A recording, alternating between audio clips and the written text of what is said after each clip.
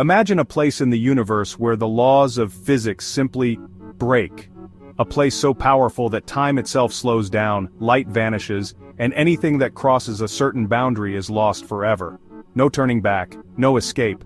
This isn't a sci-fi movie plot, this is the reality of black holes, but what exactly are they, and how do they form? Well, stick around because today, we're diving into one of the biggest mysteries of our universe. So what is a black hole? It's not actually a hole at all. A black hole is a region of space where gravity is so intense that nothing, not even light, can escape its pull. Think of it like a waterfall in space. You're swimming near the edge, and the current starts pulling you in faster and faster. At some point you hit a point of no return, the event horizon. Once you cross that line, it's game over. Not even light, the fastest thing in the universe, can get out. But what lies beyond the event horizon? At the very center of a black hole is what scientists call a singularity. It's a point where gravity becomes infinite, and the known laws of physics simply stop working. To this day, no one really knows what happens at the singularity. Some believe it could even be a doorway to another universe. Now, black holes weren't always this popular. Back in 1915, Albert Einstein's general theory of relativity predicted the existence of black holes. But even Einstein himself doubted they were real. For decades, scientists thought, nah, that's too crazy to exist in real life.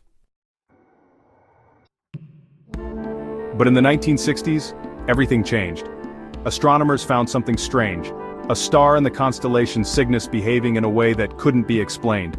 It was orbiting an invisible object that had to be more than 10 times the mass of our sun.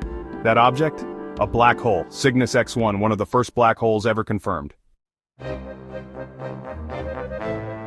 And today, we know there's a supermassive black hole at the center of almost every galaxy, including our own.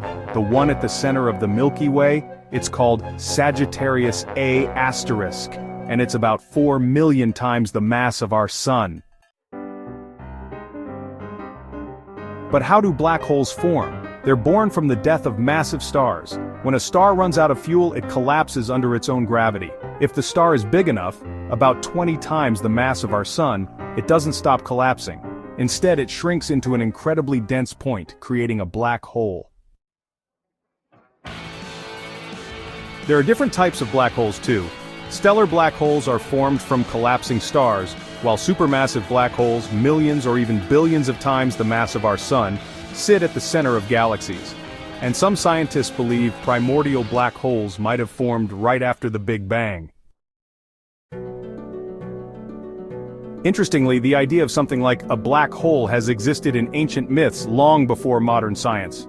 In Hindu mythology, there's a story of Kali, the goddess of time and destruction, who represents an all-consuming force, much like a black hole devouring everything in its path.